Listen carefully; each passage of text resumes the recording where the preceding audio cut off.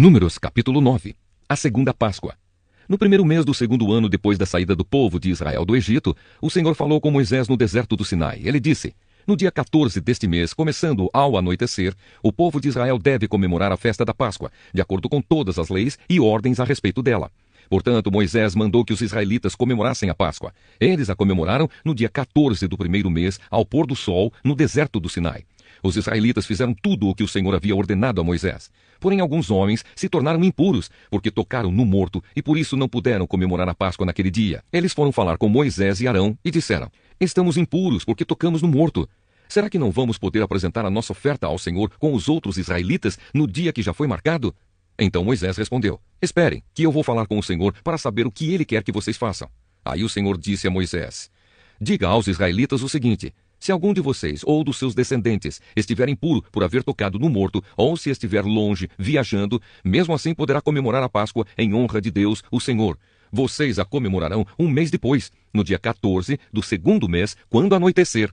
Nessa ocasião, vocês comerão o animal com pães sem fermento e com ervas amargas. Não deixem sobrar nada da comida para o dia seguinte e não quebrem nenhum osso do animal. Façam a comemoração de acordo com todas as leis da Páscoa. Mas pode acontecer que alguém esteja puro e não esteja viajando. Se essa pessoa não comemorar a Páscoa, será expulsa do meio do povo, pois não me apresentou a oferta no tempo certo, e será castigada por causa do seu pecado. Se algum estrangeiro que mora no meio de vocês quiser comemorar a Páscoa, terá de obedecer às leis e às ordens a respeito dessa festa. A mesma lei será para todos, tanto para os nascidos no país como para os estrangeiros. A nuvem sobre a tenda sagrada. No dia em que foi armada a tenda sagrada, veio uma nuvem e a cobriu. De noite, a nuvem parecia fogo. Era sempre assim. De dia, a nuvem cobria a tenda, e de noite parecia fogo. Quando a nuvem se levantava de cima da tenda, os israelitas começavam a caminhar. No lugar onde a nuvem parava, aí eles acampavam. Eles começavam a caminhar ou acampavam de acordo com a ordem de Deus, o Senhor, e ficavam acampados ali durante o tempo em que a nuvem estava parada sobre a tenda. Quando ela ficava muito tempo sobre a tenda, os israelitas obedeciam à ordem do Senhor e não saíam dali. Às vezes, a nuvem ficava poucos dias sobre a tenda. Assim, conforme a ordem do Senhor, eles continuavam acampados ou começavam a caminhar. Às vezes, a nuvem ficava parada somente desde a tarde até a manhã do dia seguinte. Quando ela se levantava de manhã, eles começavam a caminhar. Sempre que a nuvem se levantava, fosse de dia ou fosse de noite, os israelitas começavam a caminhar. Mas se ela ficava sobre a tenda 2 dias, ou um mês, ou mesmo um ano, enquanto estivesse parada, os israelitas continuavam acampados e não começavam a caminhar. Porém, quando ela se levantava, eles partiam. De acordo com a ordem do Senhor, eles acampavam ou começavam a caminhar.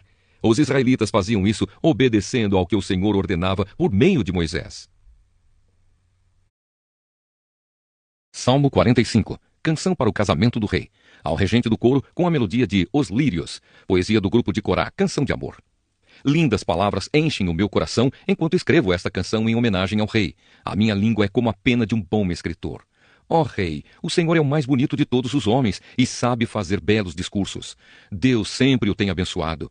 Põe a espada na cintura, ó Rei poderoso, forte e glorioso. Coberto de glória, avance para vencer, defendendo a verdade e a justiça.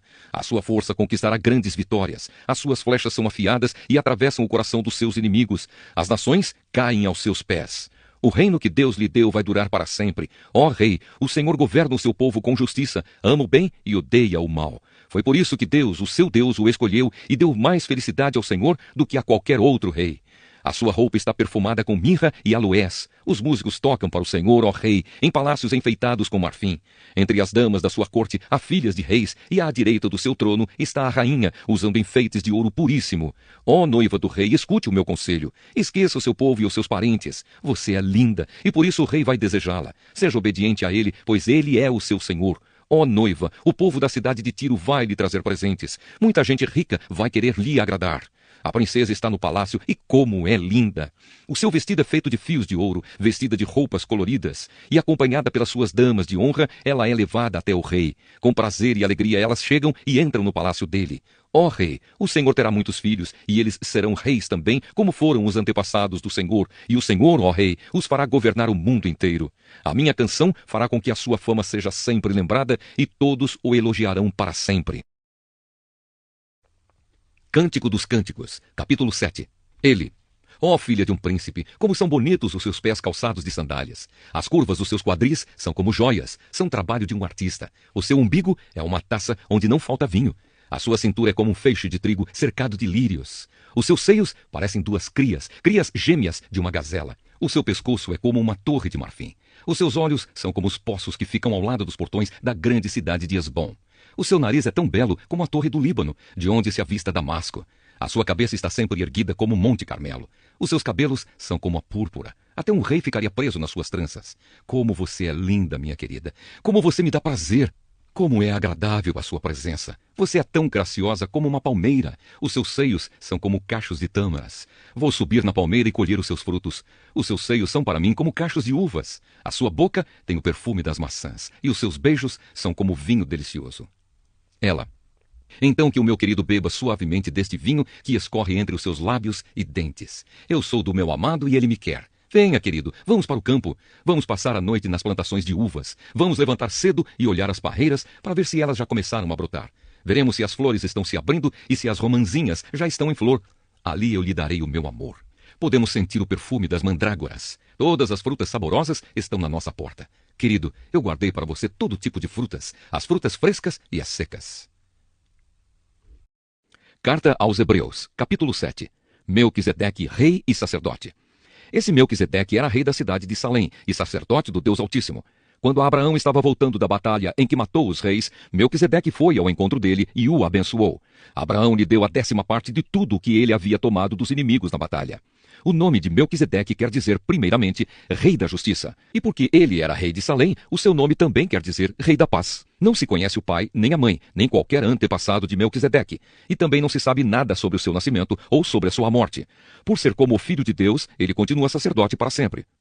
Vejam como Melquisedeque era grande. Abraão, o patriarca, lhe deu a 10ª parte de tudo o que havia tomado dos inimigos na batalha. Conforme a lei de Moisés, os sacerdotes que são descendentes de Levi têm a obrigação de receber do povo a 10ª parte de tudo.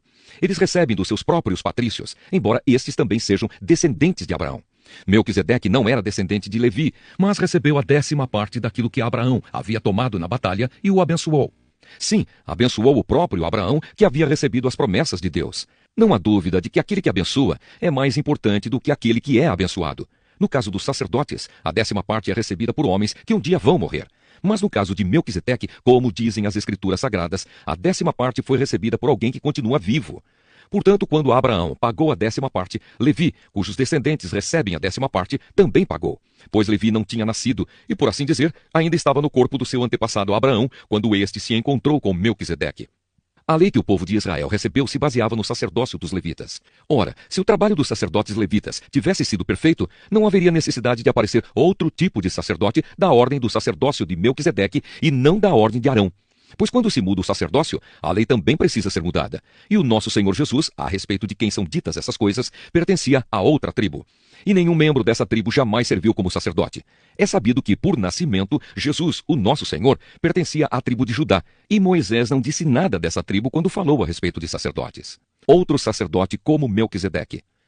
E tudo isso se torna bem mais claro, pois surgiu um sacerdote diferente, parecido com Melquisedeque. Ele não foi feito sacerdote pelas leis ou regras humanas, porém se tornou sacerdote por meio do poder de uma vida que não tem fim. Porque as Escrituras Sagradas dizem: você será sacerdote para sempre, na ordem do sacerdócio de Melquisedeque.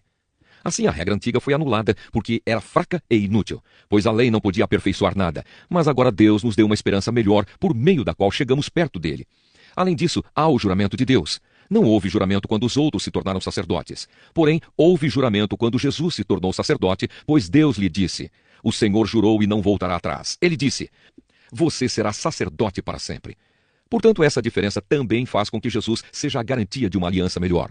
Há ainda outra diferença. Os outros sacerdotes foram muitos porque morriam e não podiam continuar o seu trabalho. Mas Jesus vive para sempre e o seu sacerdócio não passa para ninguém. E por isso ele pode, hoje e sempre, salvar as pessoas que vão a Deus por meio dele. Porque Jesus vive para sempre a fim de pedir a Deus em favor delas. Por isso Jesus é o grande sacerdote de que necessitamos. Ele é perfeito e não tem nenhum pecado ou falha. Ele foi separado dos pecadores e elevado acima dos céus. Ele não é como os outros grandes sacerdotes. Não precisa oferecer sacrifícios todos os dias, primeiro pelos seus próprios pecados e depois pelos pecados do povo. Ele ofereceu um sacrifício uma vez por todas, quando se ofereceu a si mesmo. A lei de Moisés escolheu homens, que são imperfeitos, para serem grandes sacerdotes. Mas pela promessa feita com juramento, a qual veio depois da lei de Moisés, Deus escolhe o Filho, que se tornou perfeito para sempre.